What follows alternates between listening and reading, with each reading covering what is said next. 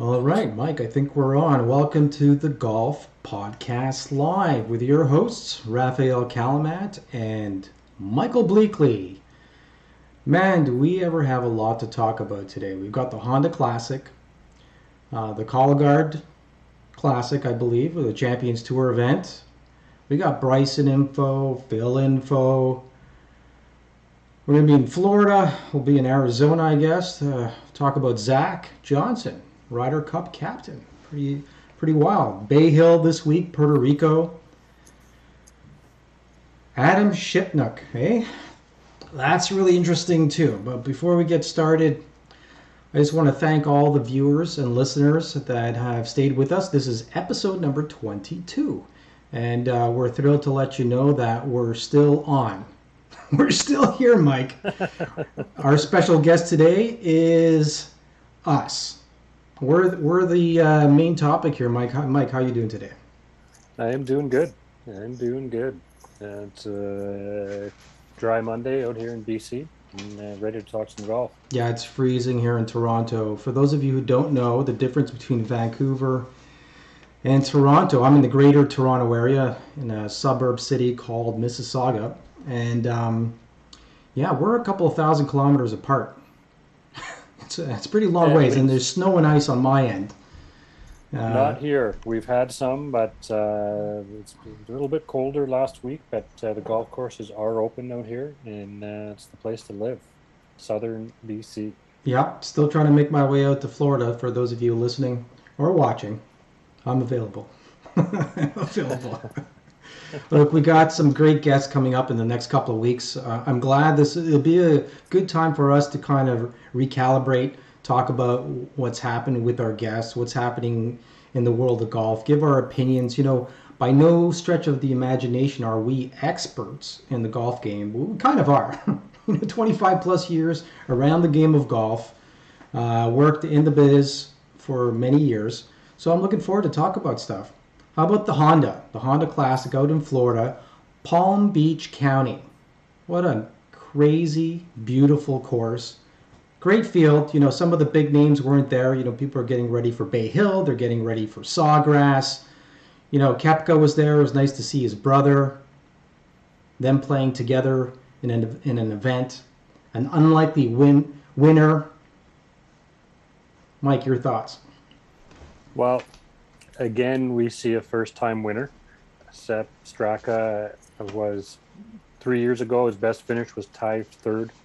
So here he came. He hung in there. He persevered and ended up playing a pretty strong finish and through some wild rain. Like how interesting. For me, playing golf in BC, I played a lot of golf tournaments.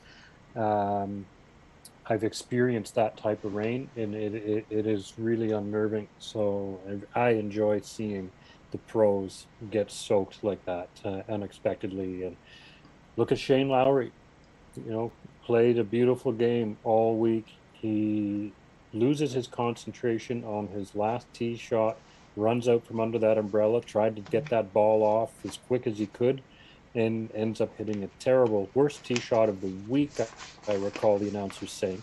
Yeah. Now, that was just, he got out of his routine, he rushed it, and may have cost him the tournament. Yeah, he said he felt kind of unlucky. I'm going to paraphrase him that, you know, he kind of threw away the tournament. He got a bad break. But that being said, you know, Sepp Straka, look, he hit it 340 yards, probably the longest drive of the tournament, placed himself in a great position to go for it, and he was unflappable. All the other guys, Kitayama, you know, all the boys playing within that last two groups were kind of trying to stay under the umbrella, trying to stay dry. And meanwhile, Sepp Straka steps up. You know, he's a big kid, 6'3". You know, he's the first Austrian on tour to win. And a lot of people ask him about that, and he sounds like a Southern boy. I think he grew up in Georgia. I think he's a Georgia Bulldog, right? Yeah, his mother is from Florida, so right. He's but this is big for Austrian golf. I'm sure there's a lot of golf fans over there who were pretty excited to see him pull this off. Yeah, and he was asked about that, about the, do you feel like you're, it's a win for Austria, is it a win for you? He said, my friend put it to me this way: you're 100% Austrian and you're 100% American. You could tell his mother's American, and so that's really good for him. For those who don't know, Sepp is actually short for. There's a fun fact for Joseph. Sepp is a like a nickname Hmm. in Austria for Joseph, and he's its first win on the PGA Tour. He's the first Austrian to do it. Again, Shane Lowry. I really thought he was going to take it, but this went sideways for Berger. A five Uh, shot lead. A 5 shot lead coming look, into the tournament. Everybody knows the bear trap. You never know what's going to happen yeah, with those final, 4 holes, but 15 of but 18 holes, there's water in play. And we're not talking about little ponds. These are like lakes. it is one of the hardest courses on tour, and Berger didn't get caught by the bear trap. He got caught on the first par five, makes seven on a par five, and really that's like losing 3 shots to the field. And you look at his scores, feel for him: 65, 65, 69, 5 shot lead, which he squandered. So he's going to feel shame for a little while, in my opinion.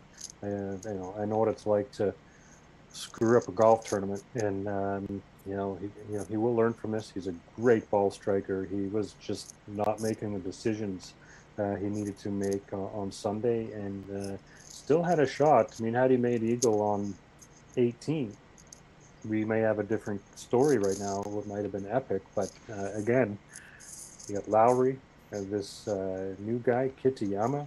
He's played on many tours, and it could have been his. It could have really went any way in the last few holes there. So it was an exciting finish. Again, the rain is an element from a spectator. In my opinion, is great to watch. So yeah, this is golf. As we say all the time, it's a hard game. Anything can happen. So and there's a lot of great stories in here as well. Like Nick Taylor opens with 77 and bounces back, barely made the cut, and he comes back for a T16. Right, we got to commend that. Yeah, that's well put. Nick Taylor, in fact, did shoot something like a 77 in the first round. And then he made up like 12 strokes over the course of the tournament as well. So that was pretty interesting to see. I'm going to just fix up our stream here, Mike. It looks like we're frozen. So if you could just continue with that topic, that would be great. We don't have a producer, everyone, so we're working off of our own computers. So bear with us as we do this. I just pulled Well, up a document. It looks like we froze up, but I could hear you, so I'm thinking it's recording, but we're just frozen up. okay, look at that, Raf, and then I'm going to dive into Adam Spencen's performance. And he faltered a bit on Sunday, 73, and you could say that for Saturday too. He was 71, 73 after shooting 69.5, but still, he's a tie nine. That's $194,000 paycheck for him, some FedEx points. So he's got to take positives from that. Um, Mackenzie Hughes didn't have the greatest showing, tie 48. Um, and Taylor Pendrith finished at 1 under the T25. So that's not terrible. Obviously, they wanted to do better than that. But again, that's golf, and you're not going to have it. This is a difficult golf course. It was a fairly low winning score when you look at it. Straka gets to 10 under. It's the only one to do that. You got you know tie ninth is -2. So it was a very difficult course to score this week. So as it historically has been. Produces, typically the winner is a great ball striker, but it has to be on that day, that week. Short game putting. It's a tough course, and it's fun to watch. And we did have a decent field It would have been great to have a few more of the top players there, but there was a great handful of them, as they prep for Bay Hill and Sawgrass coming down the pipeline. We're in the sweet spot of golf in this lead up to the Masters. So I think we're set for a great month of golf here in March. That's great. I think we're back visually. Our audio has always been going on good. Look, Mike, you made some very good points. Look, Shane Lowry, I thought he was going to take it. Adam Svensson obviously fell off the wagon, and he was doing really well.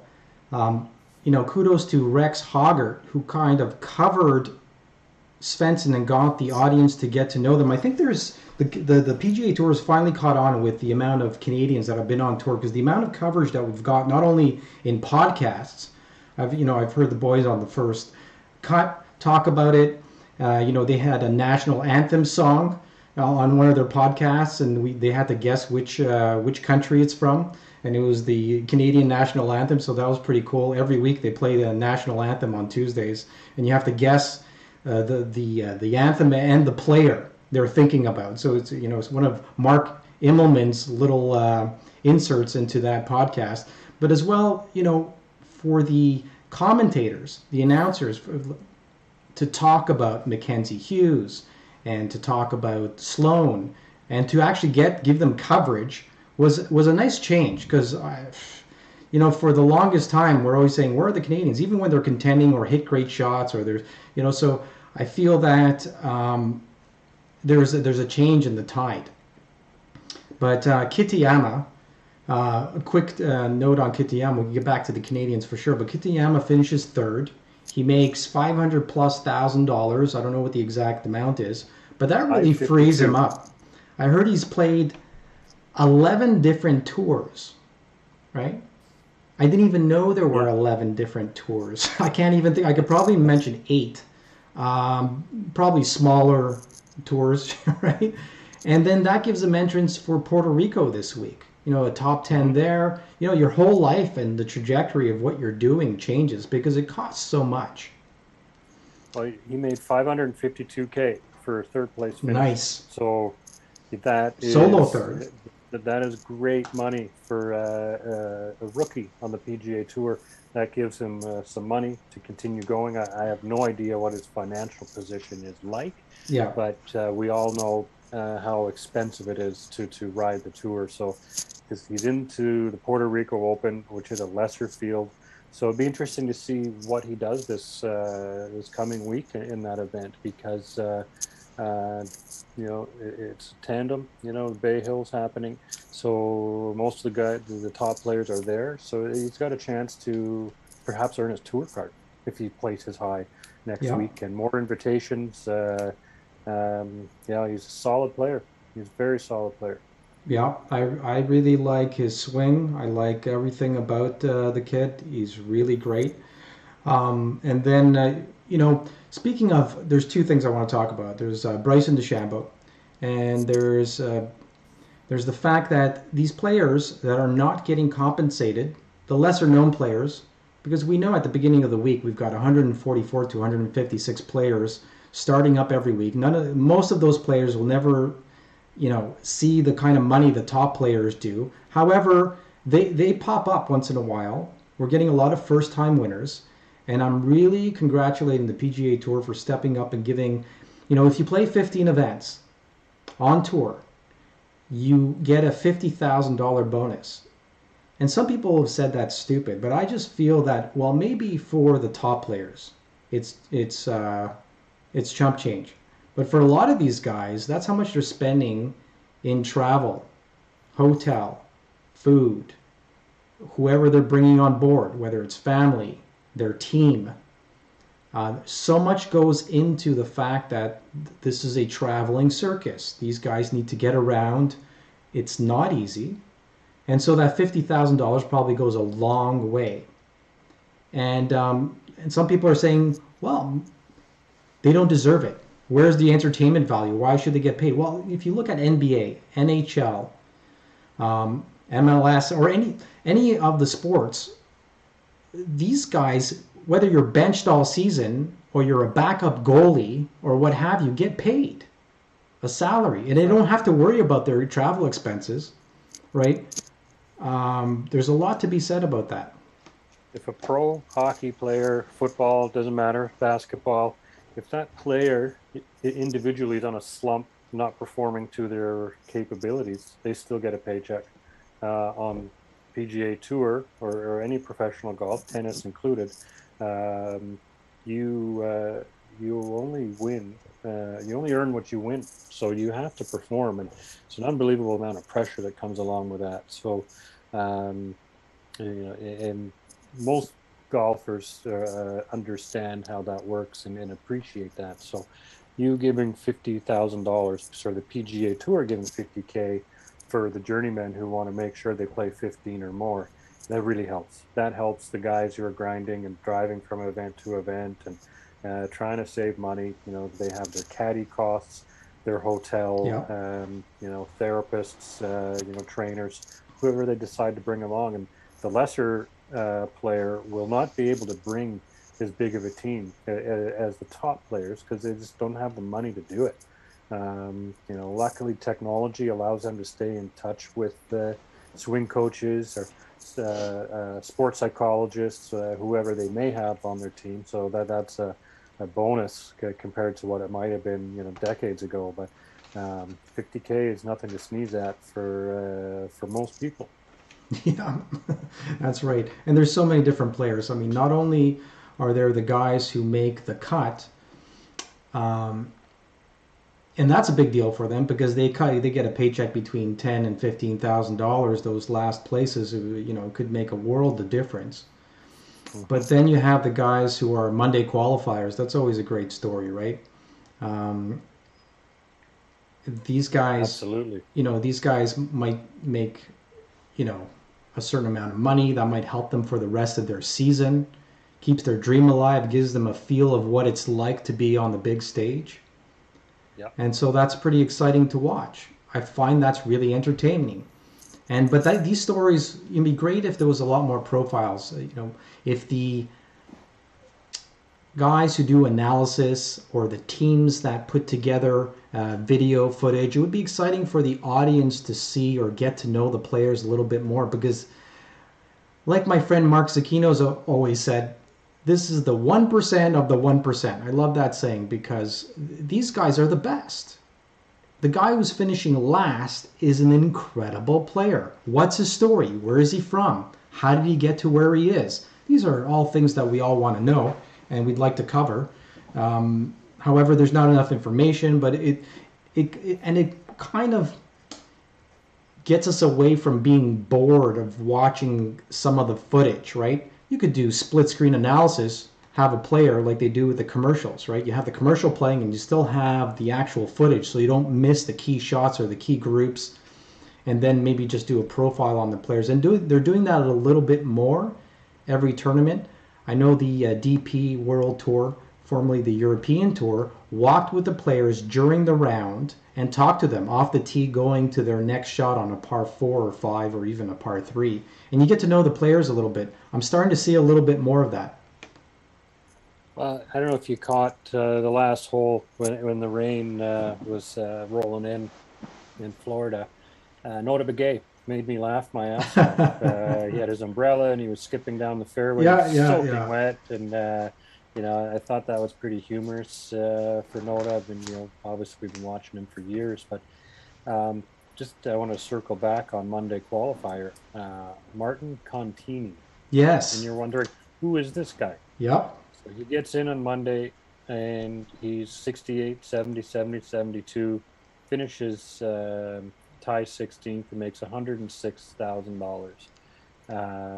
This guy must be on top of the moon right now. Absolutely. Monday after this, and doesn't get him into this week's event, but still don't know his financial position either, but $106,000 is going to give him the money to continue chasing his dream. So, shout out to Martin Contini. Yeah. His name escaped me earlier. I was going to drop his name when we were talking about Monday qualifiers, but he was a good story. They talked about the fact that he might have gotten a top 10 finish, and but it was great. The bear trap is always fun to watch. South Florida is really interesting. They've been playing that tournament there since 2007, and it's very exciting. The weather is great, and even when the storm rolls in, I love the fact that they pushed them to play because I guess there was no electricity in the air, right? There was no chance of any kind of lightning or thunder. Yeah. And so you got to play it out, and it was amazing how well it was draining. I mean, it was a downpour. Yeah. And but to your point of funny stories, I'm just going to skip to the Cologuard Classic up in Tucson, Arizona. Miguel Angel Jimenez. I can't say it the way he says it. If you try to say his name 10 times fast, you trip over the guy. I was crying because he tries so hard to, speak English, but he's so confident, even though his English isn't that great. When Cook interviews him, or the Cookie they call him, the things that come out of his mouth are hilarious. He's so confident, he's so out there. And I said, there's no way in hell he's going to put on that conquistador helmet with his cigar and wear it. And he did put it on his head. Those pictures floating around social media, I had a great laugh this morning. And I know he's been controversial, right? He's been controversial, but the guy, it shows that he's loving life, enjoying golf at his age and what he's doing and accomplishing. Gets 2 holes in 1. 2. And it's been done 9 times on tour, which I just found out this morning. I didn't even think that was a stat. 9 guys. But he's been kind of controversial, right? Oh, he's riddled with controversy, and again, gotta be honest, something about him annoys me to watch, but I do like the personality in the game because he's got a huge ego. He does not give a shit about what anyone thinks of him.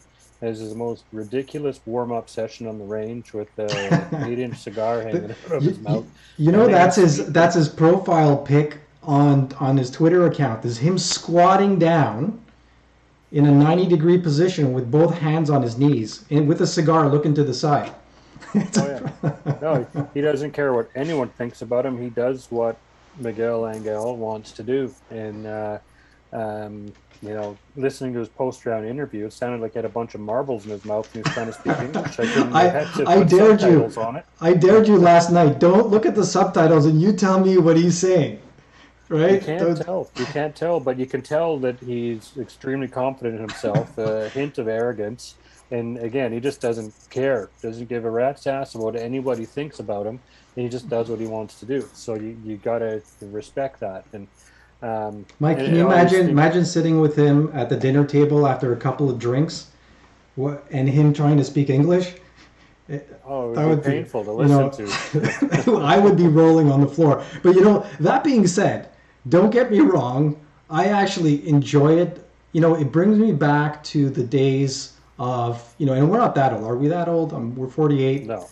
40, 47, 48. Are you 49 yet, Mike? 48. 48. Down there. So 47. I'm turning 48 in early April. But it brings me back to the days of old where there was a lot more characters on the golf course, both in style and attitude, 100%. And bring me back to the Lee Trevinos, and even Arnie had his own aura, and it was a little bit different. These days, it's more of a cookie cutter kind of college university player coming out, and they're not saying all the right things. But we do have our Patrick Reeds and our even John Rahm, I find, as a character. There's something about the Spaniards where they have a little bit of a chip on their shoulder. Now, whether it's embedded into their tradition or how they grew up and they come off that way when they speak English, or they're just that confident, because we spoke about Sergio Garcia.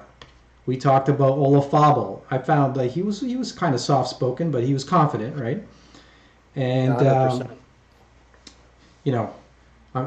couple of people are escaping me. Rafael Cabrera Bello right now on tour, he's doing really well on the European tour. Sevi, obviously, was very confident. Oh yeah, very cocky to a degree, but then again, that's what drove him to have the success he had. And you mentioned Olazabal, who's seems like a very humble compared to a lot of the Spaniard golfers, but extreme performance, like the talent in him. And as I mentioned before, I really admire the fact there's one tournament on the former Euro Tour, he was told not to play. He had a nasty flu, and his doctor said, you're not playing golf, and disregards that, goes out and wins. It's like Michael Jordan-esque, and he's done the same thing when in the playoffs and took home a championship with a flu. So, there's some great Spaniard golfers, and you talk about the characters of the game in what's somewhat we lack these days, like Chichi Rodriguez and you mentioned Lee Trevino. We do need a little more of that, quirky swings, quirky characters, entertainers, right? Like we are entertained by the quality of golf, and there's unbelievable depth, I think, in the tour now, and lots of new names coming up week after week and year after year. And I think we're still in the first wave of this. Next decade, we're going to see a lot of young golfers as they mature coming onto the scene. And again, this is credit to Tiger Woods and what Tiger's done for the game, because these kids grew up following and loving Tiger and watching this and getting hooked on this game. So we're in the first decade of this onslaught of young players. So you watch over the next 10 years, there's going to be a lot of guys like Kitayama and Contini coming out on tour and surprising us with amazing talent. We may not see another Tiger Woods for quite a while, because it's such an amazing record, but we're going to see some spectacular golfers come up. No, I agree with you wholeheartedly. Look at speaking of characters, and going back to the Honda, Rory Sabbatini, first round lead. The ongoing jokes with people saying the man from Slovakia, and there's no, because I think he changed his nationality based on the fact, isn't he South African? Anyways, he changed his nationality based on going to the Olympics, and he kind of looks like he's straight out of a Seinfeld episode of Boca Raton, Florida, right? Where he looks like some a retired mobster. He's off the set of Narcos, so you could with that hat and the floral shirt and everything. He's got game though. There's no denying. We can make fun of these guys as much as we want. We could, kind of critique their clothing choices. Shirt tucked, untucked. But he's funny. Got game, man. He's got game. He still has it. He's a solid game. I remember following him for a bit during the President's Cup in Montreal, and actually met his wife, talked to her a couple times, on the sidelines, because she had got all the international players to wear Montreal Canadiens jerseys. I was there. That was in 2007. And you were there too. This was on the Sunday, and I ran into her twice, and she stopped and chatted with our group a couple times, and so that's a side note, but. Sabbatini again he's a hot button player as well. Right? If you remember, he's playing with, I believe it was Ben Crane. I mentioned in the comments if I've got that wrong. Who's known to be a slow player, and Rory had enough. He went off to the next hole and teed it up and left him play by himself. It started a bit of controversy for us about 10 years ago, and so he's an outspoken player, and again. We need this type of character in the game. It makes it exciting, makes it fun, makes the Netflix drama that much more exciting. I don't know what people are going to think at the end of the year when they compile all this together with Phil Mickelson and Bryson DeChambeau and the whole Adam Shipnuck book coming out. We're going to touch on all of that. So let's turn the page, talk about Bryson. Bryson this morning announces on his personal social media accounts that he apologizes. He thanks the Palmer organization and family for the invites and for everything that they've done for him. And he feels that it's probably best to not enter. He said he's at about 90%, which means he's not, obviously not 100%, but, a wrist is a serious issue. I mean, if his wrist is hurting and maybe his lower back, and his game's not sharp. It's the smart thing to do. And with all the controversy that's happening with the Saudis and his I'm not going to say half-assed, but I just did, press release saying that, he's going to play where the best players play, which it means, he's playing on the PGA Tour for now. In the future, he's leaving his options open. He's leaving the door open, it seems. But, maybe he doesn't choose his words correctly always. And people write things for these players many times, so who knows if it's directly his thoughts and words. But your thoughts on Bryson DeChambeau? Well, he did sign off. If someone wrote that for it, he must have approved it. It wasn't deleted, and it's obvious he's keeping the door open, right? He's not slandering the outside tours.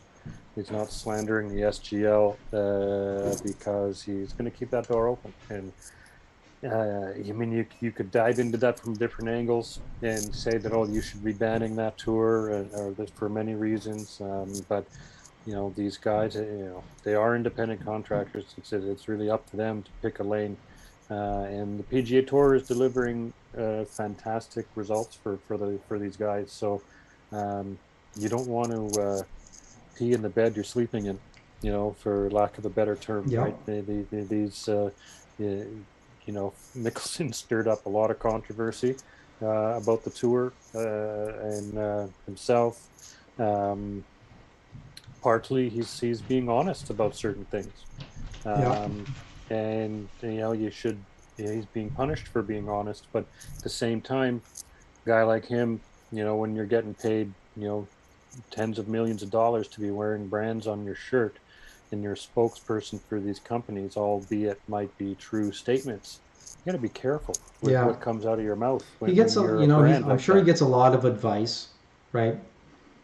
Oh, I'm sure. But when you're growing up in the spotlight, and let's not kid ourselves, next to Tiger Woods, Bryson DeChambeau certainly is the best thing out there for entertainment. Not only for his long drives, but how he's kind of revolutionized the game. And I know people don't like the fact that he's so confident and cocky, but that all being said, he's done a lot for the game. Just last year, hitting that drive over at the Arnold Palmer Invitational, right? That made headlines, went mainstream. His choice of, fashion, his choice of words, him having his own YouTube channel goes a long way. He's got a lot of followers. And he's going to mess up. He's growing. He's not a 50-year-old who's gone through life, who has all the life experience and wisdom and knowledge to say the right thing at every time. He's going to lose his cool. He's going to say stupid stuff, as we all do, except we're not under a microscope, right? Yeah. Everybody expects way too much from most athletes. To tell you bluntly, right, Mike? This is ridiculous. These guys, they're in their 20s. Right, 48. I say dumb things sometimes still, and if I was under the scrutiny of the PGA Tour. I remind you all the time, Mike. I'm like, what do you say? So, but yeah, these guys are in their 20s, and they do a damn good job. And so what if a couple comments come out into society right now? Society is too sensitive as it is, and people are getting roasted and canceled, if you will. Yeah, because people would never say the things. Sorry, go ahead. Yeah, it's just that's just part of it right now. Everything's got to come out with kids' gloves on it. So, and there's going to be a penalty paid for anyone who slips. And Mickelson showed us. Oh that. Boy, let's unpack that in a little bit. That's really crazy, man. We'll come back to that. Look, I just to put a to cross our T's on Bryson here. I think he's doing a great job. I think he's doing good. I think he's smart. He's a lot smarter than a lot of guys. Is he perfect? No. But I enjoy watching him. I watch him every time he's on there. I really want to see what he's doing, both with his game and the technology, his physical speed and power, and how it's influenced the whole tour. And I'm going to leave the experts to keep on talking about him. But let's give all the players a little bit of a break. Let's 100%. Show both sides of the story. If you're going to be extremely critical, because most of these analysts or even, general people on social media would never say that to his face or to players' faces. If you can't say in front of their face, then don't say it. But just find some balance. I don't know. With some criticism, talk about the positives, right? Just balance it out a little bit. There's a lot of great guys out there working the tour, working really hard to get their facts straight, and they're doing a really good job. I found myself entangled in the whole Mickelson thing, and I let my passion get the best of me because, I saw the guy playing the game for close to 30 years, followed him, watched him play in events, followed his career. He's a family guy. He's done so much for the sport, and it's hard to see. But, all the guys are doing a great job. Matt Adams, Gary Williams, even guys like Riggs and Colt Knost, all the guys. There's way too many analysts and people to mention, both writers and people on television and through podcasts to mention. But, I just feel like everybody's got to lighten up. Yeah, golf sort of lacks controversy sometimes. Everyone's pretty polished on the whole. So when something juicy comes out, it's the nature of journalists to jump all over it and gives a lot of fodder to talk about. So I just wanted to circle back on DeChambeau before we carry on. He withdrew from the Arnold Palmer Invitational. He's the 5th reigning champion to not defend a title on tour. This season, includes Daniel Berger, Carlos Ortiz, Patrick Cantlay, and Stuart Sink. But by Bryson withdrawing, opens a door for Scott Piercy, who I've met down in Palm Springs at the American Express Championship. So there again, one door closes, another one opens. So that's that's I just want to finish off with Bryson. So, and again, I've become a fan of Bryson. Yeah. Like I've always thought the all length irons was kind of ridiculous with the this massive grips but after watching him the last 2 seasons and bulking up, and I think it's great. It's fun to watch the experimentation. And he's having good success with it. So, power to him. So keep it up. I agree. So over to Phil. Phil. If you're just tuning in, and if you're listening or watching us on any of our 15 platforms that we're on right now, you could support us if you like the content. You want us to improve the quality of what we're doing. We'd love to get a producer on board at some point in time. We'd love to get some sponsorship. We make no money with this podcast. We do it out of pure passion. We love the sport. We been involved in many different shapes and forms in the golf industry over the last 25 plus years, and so that's why we do this. So you could go to Patreon. Patreon is one of the platforms where you could donate and get some stuff. You get a hoodie, you get a mug, a few other things. We're going to be updating all of that because it's a little bit old. However, you could, as low as $1.50 a month, you could support us, or upward of that. That would be great. We'd really like your support. We're going to try to get some great guests as we have in the past. And we're going to move forward with the podcast, continue doing this on a week by week basis every Monday. Maybe we'll change up the format. We'll see how things go. So please support us. You could find us on the YouTube page if you go under the About area, and you could click on the Patreon account. Okay. Let's get to Phil Mickelson. Mike, I don't know what to say, but I will say this. He's taken a break to think about everything. It looks like all of his sponsors slowly but surely have dropped him. Callaway's put a pause on their sponsorship with him, one of his bigger sponsors and one of the longest standing relationships with Phil Mickelson. I think they're going to see how this all pans out. As well as KPMG, a big sponsor of Phil's. That's right. Workday. Workday. Yeah. So that's new. an expensive week for Phil. Expensive week. I'm wondering what's going through his head. It's probably not easy. He's probably working with Greg Norman and the Saudi Golf League to figure out all of what is going to transpire. Word on the street is that Alan Shipnuck is coming out with his book, and there's other things within the book that are much, much worse than what's happened. So I just wondering about that. Well, the saga will continue, right? And Phil, 51 years old. Yeah. Does he really care about a PGA Tour membership at this point? Right? He's not going to play a full schedule out there, right? I'm just looking at. But if he is going to ever do anything, now's the time. And how is everybody at the Masters going to treat him? Is he going to be uninvited? This is a private organization. It's not part of the PGA Tour. It's an invitational. They could decide that this is not good press and media for them.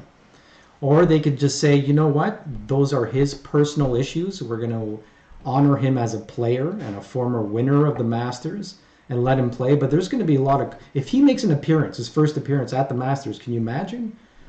The media scrum, the frenzy. It's a very likely scenario in reality, and the organizers of the Masters, they will not be influenced by pressure from media, from public. They will make the decisions on their own accord, as they've shown in the past by allowing women on the property or to play. Remember years ago when Martha Burke wanted to protest in front of the grounds, and they said no, thank you.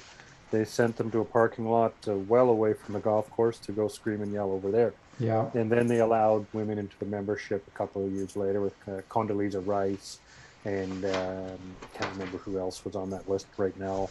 But they made the adjustments at their pace. They're not going to be pressured. So do they want to ban a Masters champion from the event? I don't think so. I think Phil will be invited to play there. But think about the flip side of this story, Mike. Can you imagine if you work for a corporation where you try to recruit people within the organization you work for?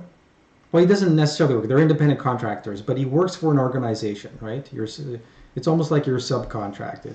And then you try to recruit people from that organization to join another league, right? And then there's the whole legacy issue.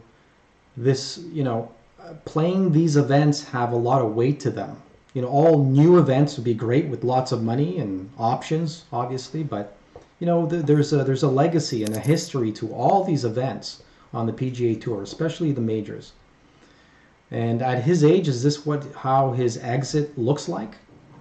Like I said, he's done a lot for the sport. He issued his apology a little late. I just, he should have nipped this just a little quicker, maybe 48 hours quicker before. It might have helped. It might have helped, but I think a press conference is in play because not too long ago, be it Tiger Woods, and I know it was a completely different situation. He did it to himself. He didn't hurt others. I mean, he hurt his own image, and through that, he lost his sponsorship based on the decisions he made, and he wasn't affecting other players, right? So it's a different kind of situation.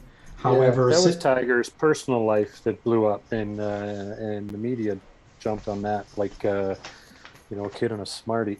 And yes, this is a different situation because Phil called out the tour, a bunch of dictators, I believe, called the Saudis murderous, heinous people. Yeah. Mentioned he regrets. Journalist. Like look, he pulled back a lot of that stuff. Give it credit that he the things with Alan Shipnuck is he's saying that it's been taken out of context. Maybe he had confidence talking to him. Maybe he had a few drinks when he called him and talked to him about something. Adam Shipnuck says no, that's not what happened.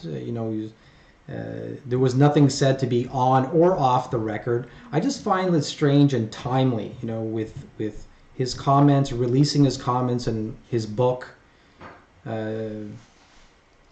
It's a fine line, right? Yeah, from a marketing perspective, Kind of it's genius. getting attention. So Yeah. it's a smart play by Shipnuck.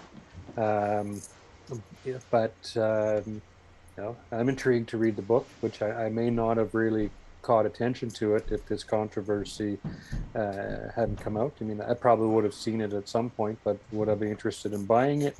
No, but now I am.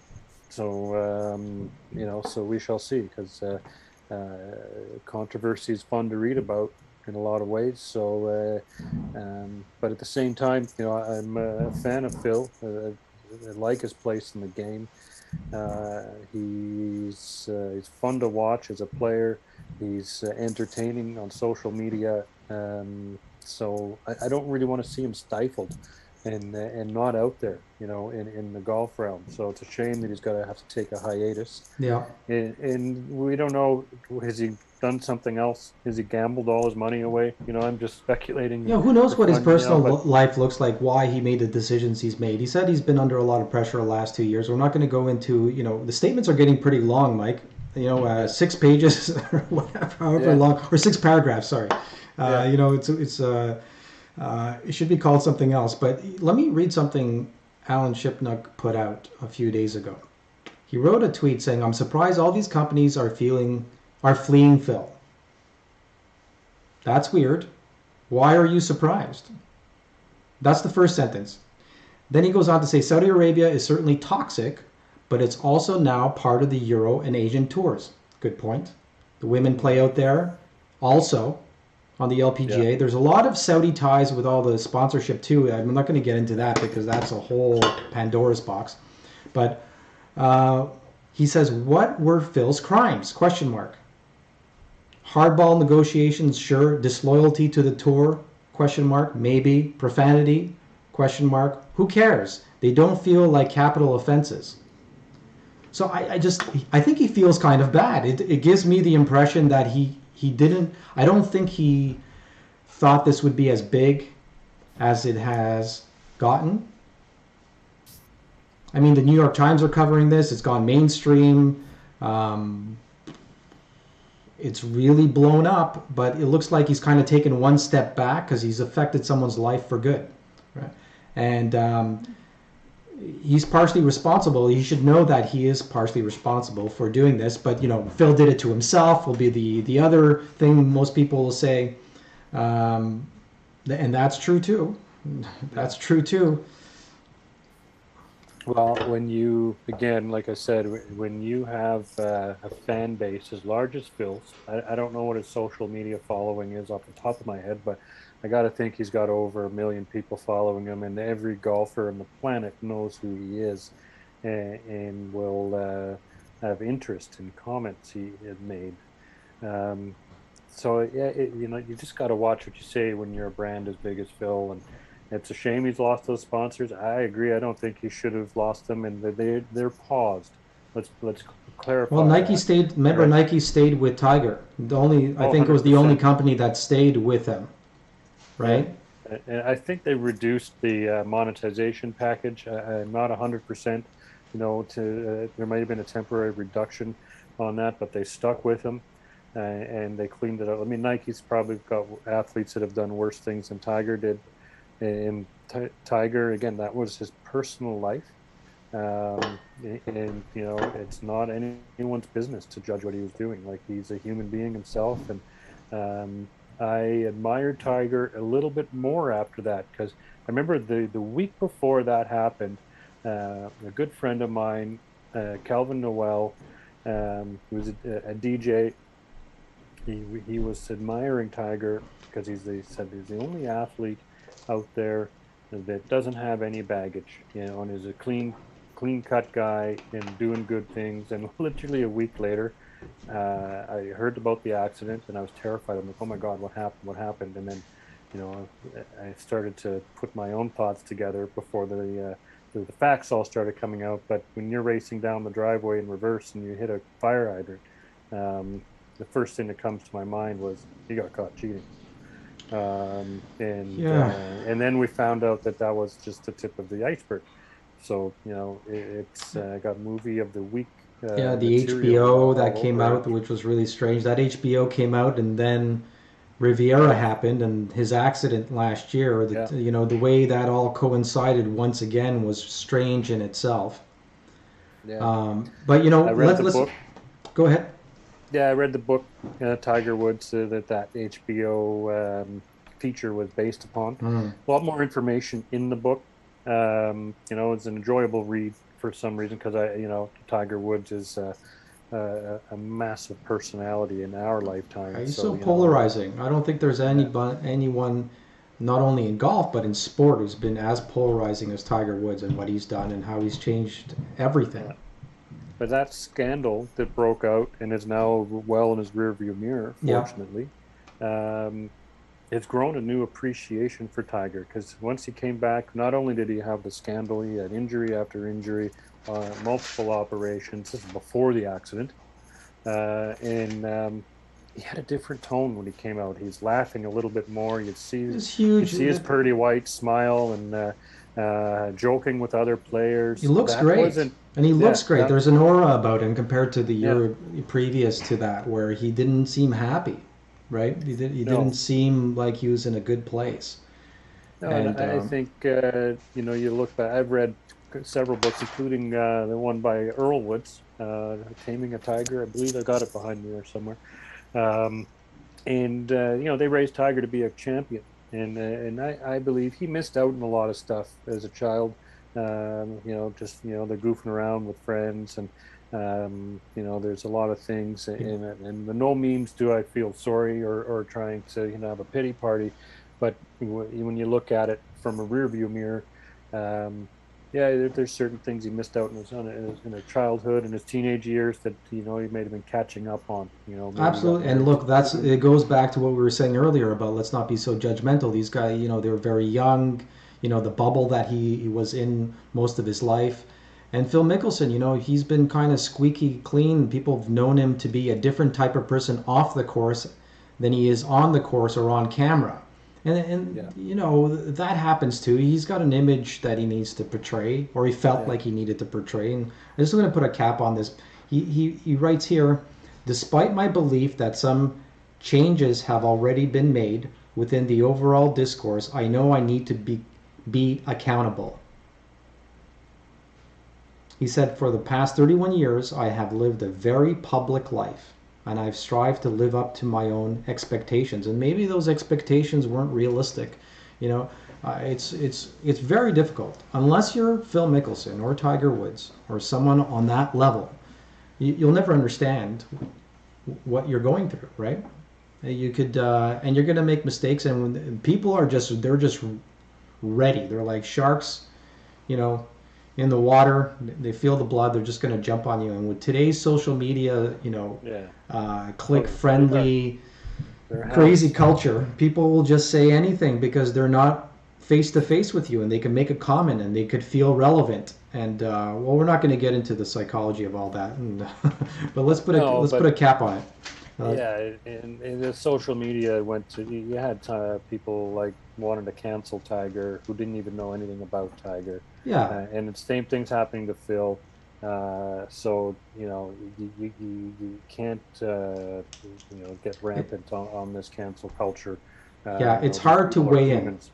It's Yeah, hard to weigh in. It's okay to have an opinion on both sides, yeah, but and you got to you remember. can't get too harsh. This is the issue I was having with some, with some writers or people in the industry that have an influence over what the public thinks. And you're just one-sided and you really put somebody on the map as a villain and say some horrible things about them, then the consequences of what you've said reverberates not only in the golf community but throughout the world. And so you do have a social responsibility to weigh in on both sides and give more news than opinion.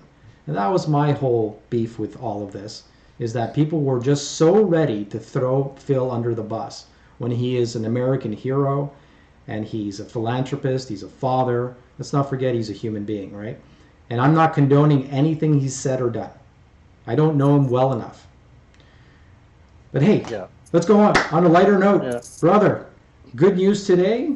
Zach Johnson is the next captain That's right. of the U.S. Team 2023. They're going to Italy. They'll be drinking wine and eating pizza. It's out in Rome. Nobody knows anything about this course, or not much about it. Very little. But and people, do they know how good Zach Johnson is? Do they know what kind of depth he'll bring into this team? I think he's a great pick. I think with 12 wins, 2 majors, winning the Masters and the Open. And the Open, yeah. He's played 4 President's Cups, 5 Ryder Cup teams. He's been an assistant captain. He's I have no problem with that pick, and his game, it's relatable to me because it's similar to mine. Obviously he's a tiny bit better, but I don't hit it that far. Neither does he. I believe he's averaged 265 off the tee when he won the Masters. He's a scrappy player. But his wedge game and short game is money, and he's got that extra gear to grind. He's he birdies playoff holes to win, so he's got a lot of fight in him, and I have no problems. I think he'll put together a good team. It's interesting to see him in this leadership role. Had Phil not made his comments, maybe it was going to be him. But I think Zach's going to have put together a good team, a good group of assistant captains, and we'll fill the room with the right people.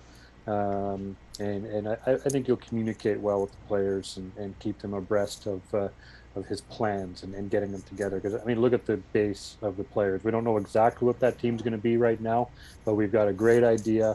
We could probably pick 8 of the players right now who we know are going to be on the team, from Thomas and Spieth and Dustin, but who knows? That could all change a little bit. I think a lot could happen, Mike. We're talking about 2023, working our way up to that point. We've got a lot of first-time winners coming up. We don't know what the continuity on a lot of these players is going to be. I think it's fascinating. He mentioned at today's press conference that he's going to be giving a lot of freedom to the players, much like Stricker did.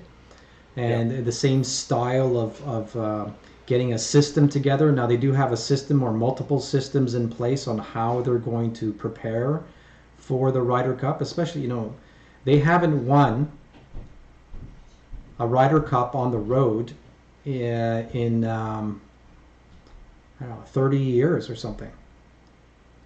Yeah. It's been I'm off maybe by a couple of years, but it's been a very long time.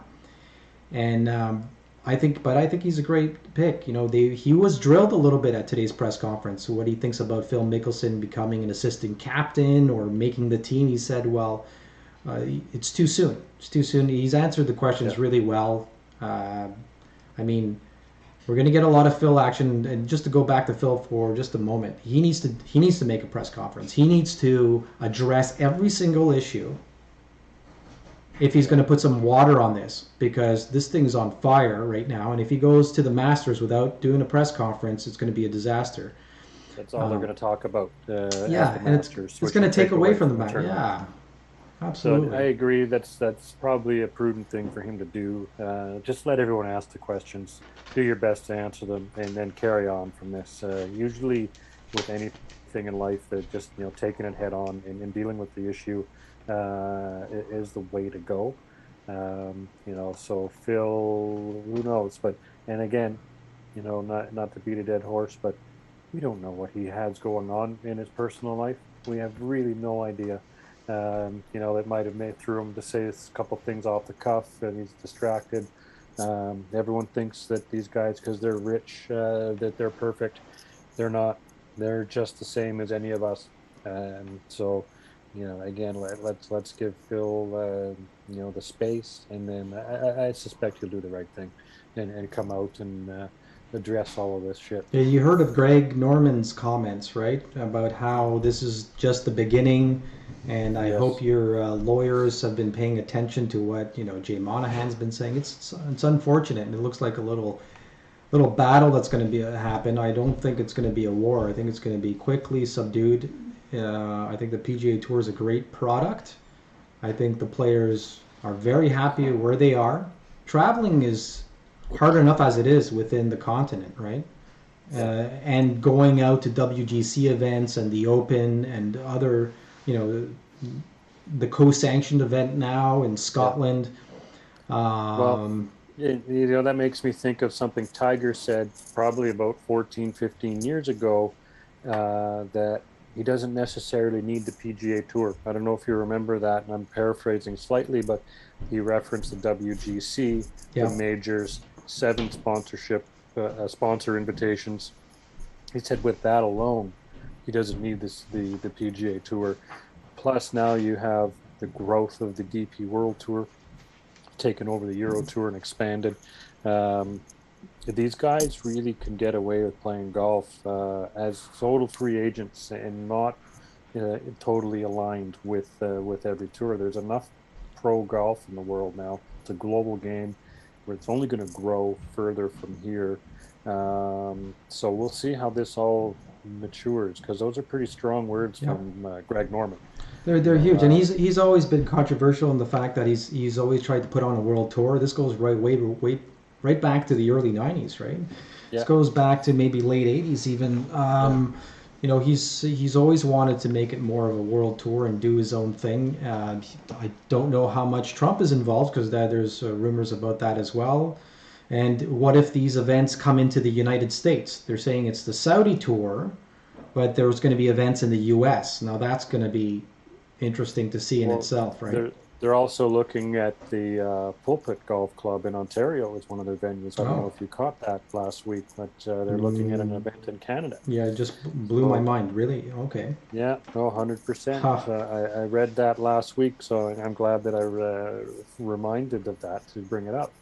Because, you know, you mentioned travel, and it's difficult. No one wants to fly. I myself, I can't stand flying. You know, I'll do it. I don't care if you have a private plane. There's still a lot that goes with it, right? I mean, 100%. It's, you know, there's the jet lag, and even though that, you know, there's a very good chance that people like Ian Poulter and Adam Scott and Lee Westwood, but they're being very careful on what they're saying and not saying. They've all signed some sort of an agreement. But Colin Morikawa, you know, Victor Hovland, I think a lot of the players that we talk about on a day-to-day basis are staying on the PGA Tour. And hey, let's flip this over a bit, Mike. I just want to give a shout out to all the women LPGA Tour. You know, I'd love to see more events on the LPGA Tour. I think the LPGA Tour is very exciting. And for the first time on television, we're watching NCAA golf for men, but more importantly, women's golf. You got the Rucker Intercollegiate that's happening right now. It's in South Carolina. You got 17 schools represented, 17 teams of 5 in individual and team events over 3 days. Obviously, Stanford is a big team that everybody's thinking will take it. They got a huge program, a ridiculous program. Wake Forest is one of my favorite teams for many reasons. But the golf course they showed at Long Cove, I don't know if you've ever seen any photos or videos of that place. It is tremendous, man. It is an outstanding golf course. And I think it's great because it'll finally allow women to be showcased, and sponsors could see them, and it'll give them a good feel for what the PGA Tour feels like, or professional golf feels like, if they decide to go in that direction. Because many of these players are very good collegiate players, but they go on to do other things in life because of their education, right? But it gives them that option, because women didn't have that spotlight. So seeing that over the next 3 days, so kudos to the Golf Channel and for all the organizers involved on putting that together. Oh, absolutely. I mean, we've talked about the LPGA a lot since we started this podcast, and had some great female guests on so far, and we've got another one coming up, Elisa from World Golf Day. Should be coming up in the near future, and so we're going to get some insight on what she's doing to grow the game for women amateurs. Okay. Which is a big thing, you know. So But yeah, the LPGA Tour, as we've said many times, it's a killer product, and it's great to see more money going into their purses. We need more coverage, and we talked about hybrid events, more hybrids events. There are a couple out there, but sharing the stage with the men, could be a very unique concept, and would be easy to do. All the infrastructure is right there. So a couple combined events, I think, would be really interesting TV, because you got some of the best swings on the planet, coming out of Nelly Corda. And there's so many golfers out there that they're all magicians. They some of them are actually very long ball hitters. Yep. But you look at their wedge game, as I've said before, their iron play and their wedge play is rock solid. So let's see how it goes here. Mike Wan, left a really good organization, behind here. So let's see how it goes. Mike, we talked about this, and I'm going to throw it out there. I want the PGA Tour, the Champions Tour, and the LPGA Tour to pay attention. 4-day tournament. Here's the idea. 4-day tournament on a epic par 3 course. This way, the men, women, and seniors could all play from the same tees. And it would be a fun event, because one of the best things that we look forward to is like the par 3 contest at the Masters. Can you imagine if you get the best players in the game all playing together? It could be a charity event, or it could be an actual purse event, huge purse. Can you imagine that? That would inspire so many people, because it brings everybody together and they can play on the same level. Right? You got, par 3 courses are, I grew up on par 3 courses. We talked extensively last week about par 3 courses and what it does for the game, how it helps to grow the game. And so an event like that, and it could be a 4-day event. That would be wild.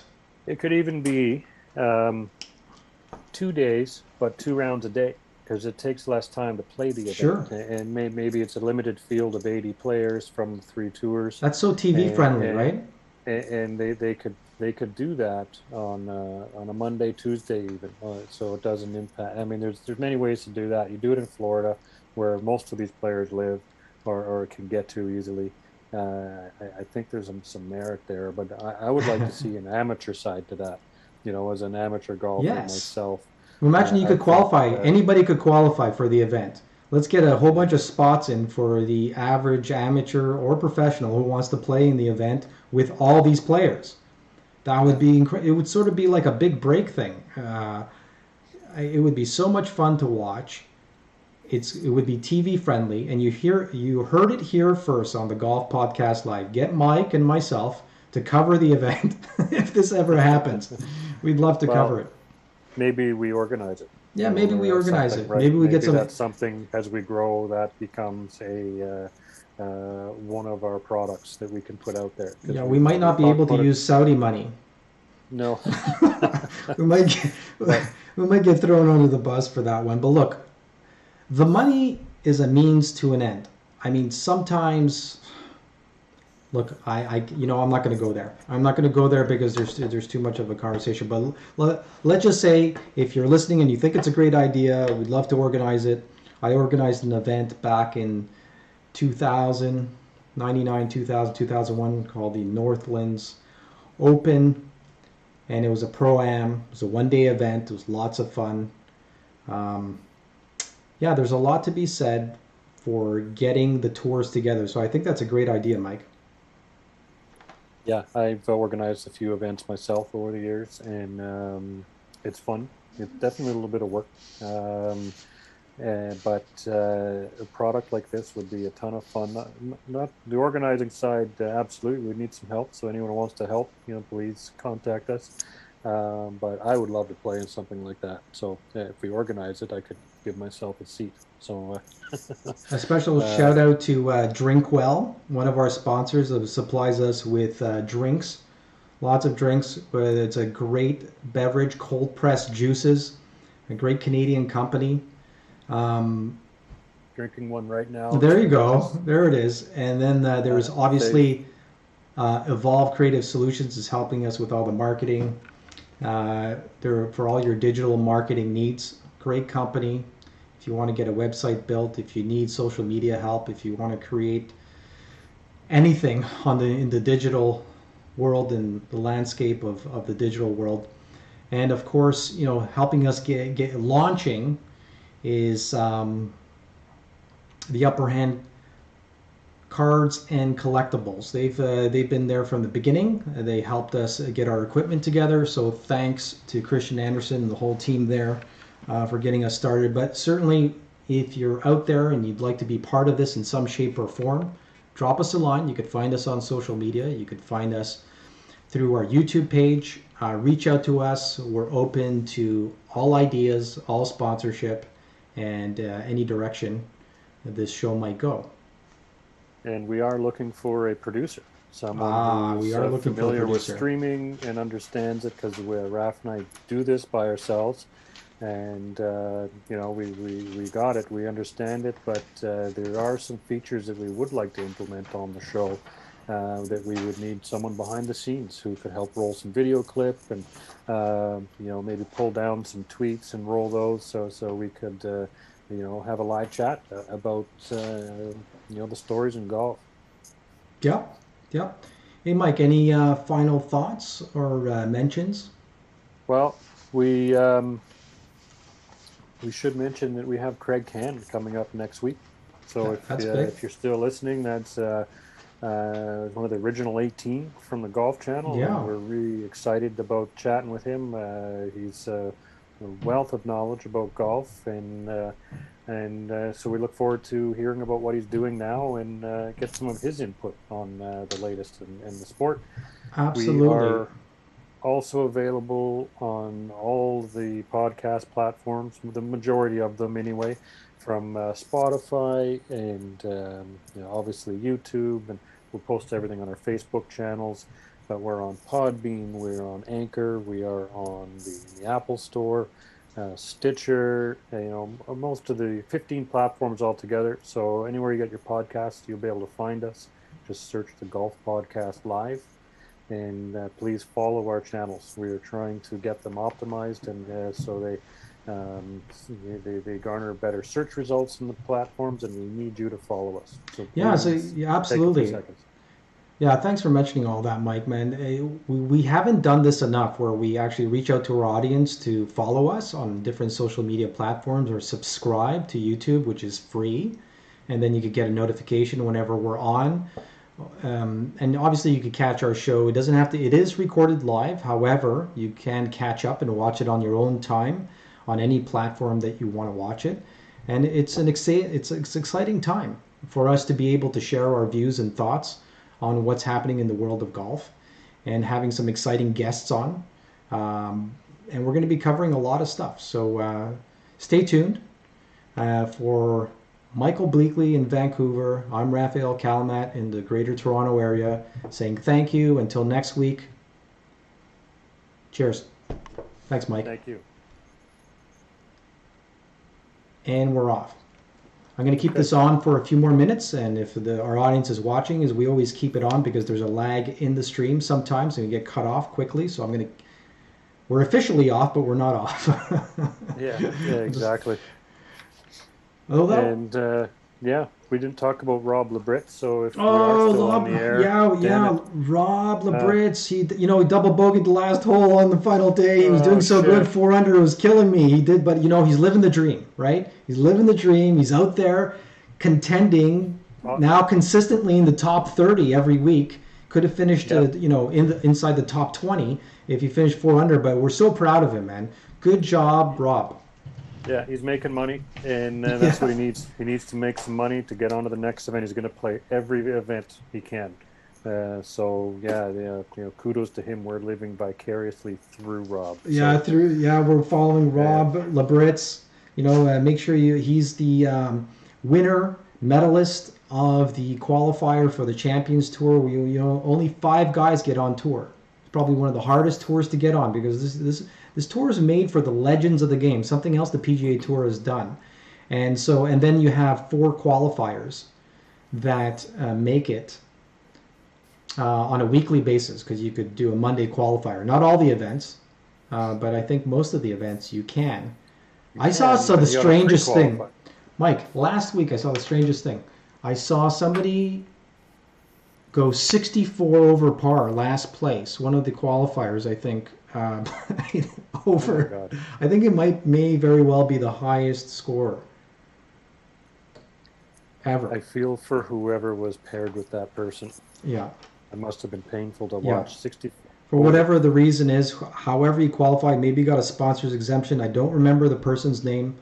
I remember looking at the bottom of the leaderboard and seeing, and I don't even think the round was over. I think he was 64 over for 3 rounds. For three rounds. For 3 rounds, oh my God. That's That's a 20 over par every round. But every round. for whatever we don't know the whole story to that, why that happened, and how that happened, and who that person is. So let's maybe find out more about that. Yeah, let's look into that. We'll circle back on it next week. All right, Mike. Thanks.